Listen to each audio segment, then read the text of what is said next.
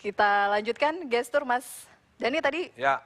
Silakan dijawab pertanyaan sempat terpotong. Ya kalau Mas Prabowo kan memang bukan di jalur sipil ya, beliau kan di jalur militer dan saya rasa kesuksesan Mas Prabowo dalam memimpin Kopassus itu bisa ditanya ke anak buahnya lah ya. Artinya sampai saat ini saya kok yakin Mas Prabowo itu punya pengikut yang sangat loyal di Kopassus ya. Saya kok yakin gitu.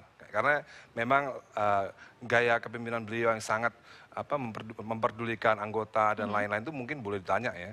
Kalau yang senior mungkin ada rivalitas ya. Tapi kok yang di juniornya saya yakin 100% confirm mereka pasti akan menganggap Mas Prabowo adalah pemimpin yang sejati.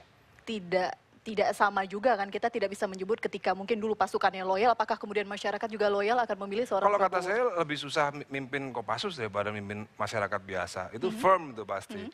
Untuk menjadi pemimpin Kopassus dibutuhkan Ini seleksi 250 juta penduduk Indonesia loh. Menurut saya lebih mudah karena Kopassus itu adalah tentara yang khusus, tentara pinter-pinter. Itu mimpinnya lebih rumit. Menurut saya ya. Menurut saya lebih rumit. Jadi kalau orang terbiasa mimpin pasukan yang khusus yang rumit, saya rasa mimpin rakyat Indonesia yang banyak lebih mudah. Oke, baik. Kita berbicara lagi mengenai debat kemarin. Boleh nggak saya ikut Mau bicara? komentar, silakan Kang. Saya kira kan saya sama Dhani itu biasa berbeda. Makanya saya nggak masuk ke jalur musik karena saya ingin berbeda dengan Dhani. Ya, saya kalau masuk ke jalur musik kan menjadi saingan Dhani kan nggak enak, ya kan? Jadi saya pikir tadi saya hanya ingin berbeda bahwa kalau secara individu, secara kualifikasi memang tentara pasukan khusus itu memang hebat-hebat. Tetapi ketika dia memimpin yang homogen, apalagi dengan hierarki tongkat komando, cuma satu kok ukurannya. Tidak taat, tidak disiplin, tempeleng, push up, kalau nggak dikeluarkan, itu lebih mudah. Tapi kalau masyarakat, ada yang sekolah, ada yang tidak. Ada yang terdidik, ada yang tidak. Ada yang suku bangsa bermacam-macam. Heterogenitas itu menjadi sulit karena keinginan. Makanya lahirlah demokrasi ini harus mendengar apa yang ingin dengar. Walaupun saya yakin siapapun presidennya tidak mungkin secara representasi keterwakilan semua bisa mendengar itu sulit. Karena keinginan orang beda-beda. Tapi sebuah keputusan ya itu tidak mungkin menyenangkan setiap orang di dalam demokrasi itu. Misalnya ada tulisan dilarang merokok. Yang tidak merokok dia akan senang dengan tulisan itu. Yang suka merokok dia tidak akan senang. Nah demikian juga memilih hal-hal sifatnya kepemimpinan yang heterogenitasnya sangat tinggi seperti Indonesia. 250 juta penduduk dengan 17.000 sekian pulau dengan 1.000 bahasa daerah dan kultur. Itu bukan suatu pekerjaan yang mudah. Itu sekolahnya dengan skala yang kecil tadi. Jadi wali kota, jadi gubernur. Dan hampir saya kira di atas 10 sampai 20 presiden di Amerika itu umumnya pernah menjadi gubernur, bahkan dari wali kota gitu. Di garis bawah harus sekolah dulu, jadi kepala daerah sebelum memimpin bangsa ini. Saya potong lagi. Di Amerika itu setelah tahun keberapa? Karena Indonesia akan menjadi superioritas sipil akan jadi ketika Indonesia mungkin setelah 100 tahun merdeka.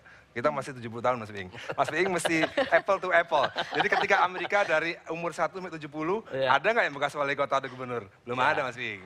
Ya tapi kita tidak usah harus menunggu sekian lama. Bisa dong. Kalau ada orang Amerika berapa ratus tahun untuk merdeka. Kalau sudah ada contohnya gitu kenapa kita harus ikut bodoh gitu. Nggak bisa, kita nggak bisa Amerika jadi patokan Mas. Kita bangsa Indonesia. Kita harus merubah pandangan bahwa Amerika bukanlah segala-segalanya. Oh iya. Amerika bukanlah patok.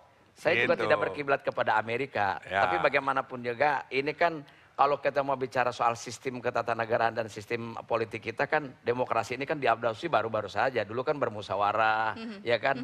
Nyaris kita belum memahami bagaimana demokrasi yang sangat liberal apalagi sekarang. Kan di dunia kan yang ketiga terbesar ini. Kenapa Anda yakin ketika harus sekolah dulu tanda kutip, saya garis bawahi di situ menjadi kepala daerah terlebih dahulu kemudian dianggap mampu bisa memimpin 250 juta padahal tanggung jawab yang sebelumnya belum diselesaikan, Kang.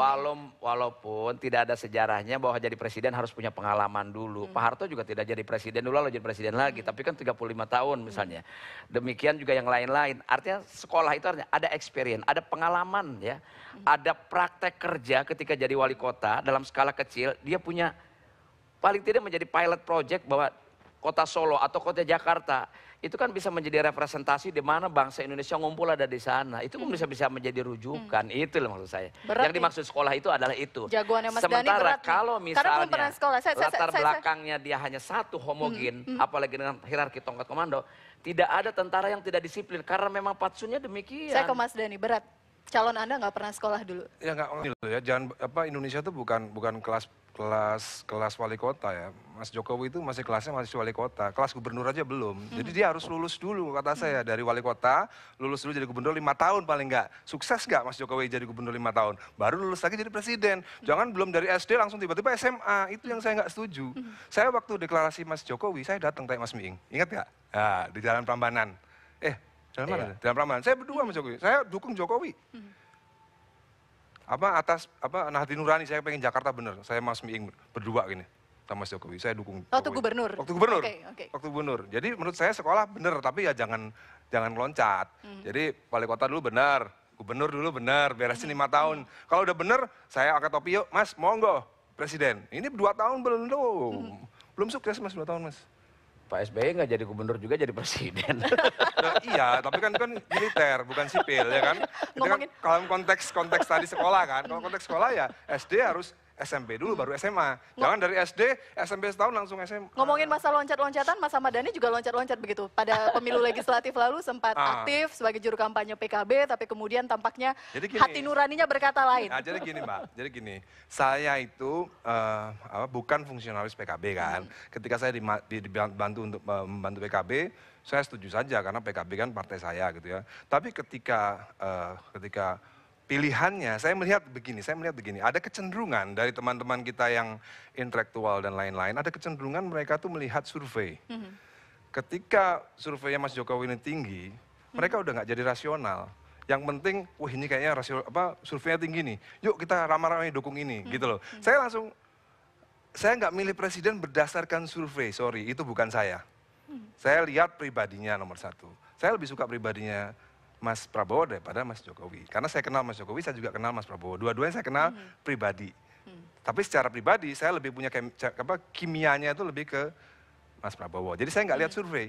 Karena waktu itu Mas Prabowo kan survei di bawah. Ya kan? Keunggulannya apa sih sosok Prabowo menurut Anda dibandingkan seorang Joko Widodo? Begini ya, ini kita ngomongin manusia ya. Waktu saya mendukung Mas Jokowi untuk menjadi gubernur, saya datang dengan sukarela ikhlas tanpa dibayar. Datang ke Jalan Prambanan ketemu Mas Miing juga. Nggak ngeliat survei juga waktu itu? Nggak ngeliat survei. Pokoknya saya pengen Jakarta lebih bener lah, ya kan? Karena saya tinggal di Jakarta dong, ya kan?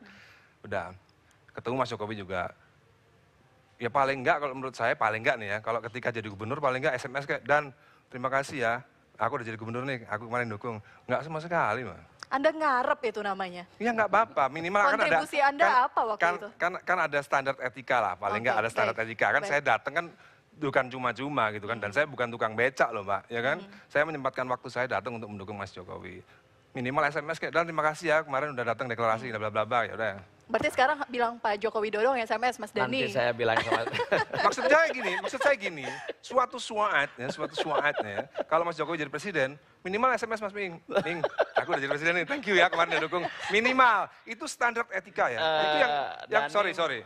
Aku belum selesai. Nah ini kan ketika kita bicara Mas Prabowo, Mas Prabowo itu kan orang besar menurut saya. Saya mengunjungi beliau di rumahnya. Ketika orang besar itu ada kunjungan balik, Mas Prabowo kan melakukan kunjungan balik ke rumah saya. Anda melihat sosok itu di Prabowo? Ya, kunjungan balik ke rumah saya, datang ke rumah saya Mbak, sepatunya dilepas masuk ke rumah saya. Itu saya lihat ini pribadi yang menarik gitu loh. Ini pribadi yang menarik, dari etika dasar moral aja ini udah bagus. Fondasinya udah bagus nih gitu loh. Oke, baik. Kalau Anda melihat bagaimana keunggulan Joko Widodo dibandingkan Kalau Prabowo tadi Dhani ketika mendukung Jokowi lalu tidak di SMS sudah jadi gubernur, saya malah kan juru bicaranya waktu gubernur. Waktu kampanye. Nggak di SMS juga? Nggak apa-apa gitu. Hanya perbedaannya mungkin saya kan pemilih ideologis karena satu partai, kalau Dhani kan berbeda. Saya kira memang perlu nanti saya sampaikan sama Mas Jokowi agar SMS. Enggak, maksud saya gini, untuk kedepannya misalnya Mas Jokowi jadi presiden, itu penting untuk seorang pemimpin besar ya. Satu hal itu hal-hal kecil tapi. Ya, tapi satu hal yang tidak mungkin berapa ribu orang yang simpatik dan mendukung seperti Dhani juga banyak, akan menjadi tidak terukur juga.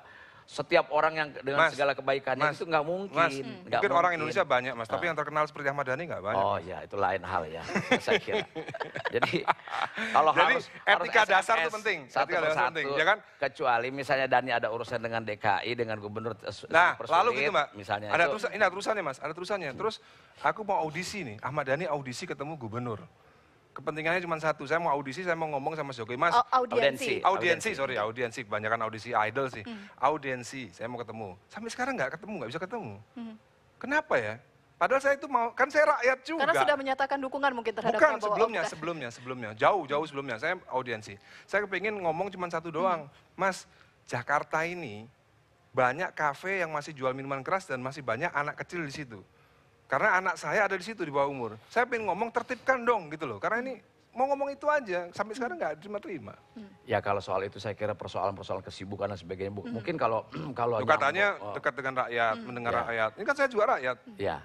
Kalau bicara soal rakyat kan bisa 12 juta rakyat harus dilayani satu persatu kan satu hal yang tidak mungkin. Kita juga harus nalar dan nggak mungkin kayak begitu. Ya, tapi kan paling tidak. Udah audiensi lah. Ya, saya kira memang mungkin juga harus dirancang lah bagaimana bisa ketemu dia. Karena penting Mbak, nanti habis Pilpres dah. Jakarta ini Mbak, Jakarta ini ya, kafe-kafenya ini udah mulai brutal nih.